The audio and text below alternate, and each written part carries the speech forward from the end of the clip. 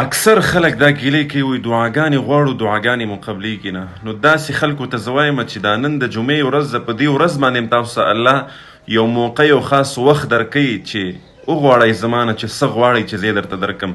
وغواړئ خپلې دعاګانې چې زه درته قبولې کړم، رامخکې کوئ خپل ضرورتونه چې زه درته پوره کړم، رامخکې کوئ خپل مشکلات چې زه درته آسان کړم، رامخکې کوئ خپل غمونه چې دغه غمونه مو زه په خوشحالو سره بدل کړم. رسول الله علیه السلام فرمایي چې د جمعې په ورځ باندې یو ډیر مختصر وخت او یو خاصه ګړۍ داسې ده چې په دې کې الله جل شانه د خپل بنده هره دعا قبلوي. اوس دغه وخت د الله جل شانه پټ ساتلی. علما او محدثینو په دې کې بحث کړی، څلوېښت اقوال دي پکې. څوک وایي چې د سهار وخت دی، څوک وایي چې د اشراق وخت دی، څوک وایي د ساق وخت دی، څوک وایي د خطبې وخت دی، څوک څه او څوک څه. خو الله دې زمونږ د امت په علماو باندې رحم وکړي. زمونږ د امت علماو چې کوم وخت غوره کړی دی او ډیر علما په هغه وخت باندې متفق شوي دي، هغه وخت دی د مازدیګر مونځ نه پس تر ماښامه پورې. یعنې ډیره مختصره ګړۍ ده، دا نه چې ګنټې ګنټې دي.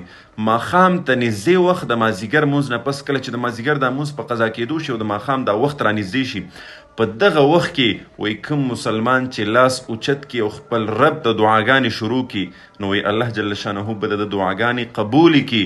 څومره ضرورتونه چې د دې دا ټول به ورته الله جل شانه قبول کړي.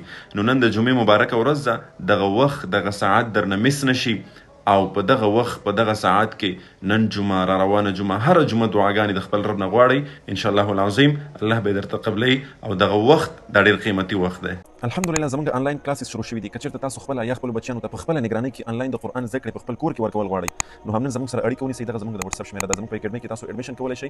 الحمدلله زموږ په اکیډمۍ کې چې کومې زده کړې دي نو هغه ټولې اسلامي زده کړې دي، قرآن کریم په ناظرې سره، په حفظ سره، په تجوید سره، په ترجمې سره، او دغه رنګې نورې اسلامي چې څومره زده کړې دي، مونځ دی، دعاګانې دي، حدیثونه دي، ورسره د اودس د غسل چې څومره هم ضروري اسلامي مسایل دي، دغه ټول د هغې زده کړې کېږي. نو که تاسو هر چېرته د دنیا په هر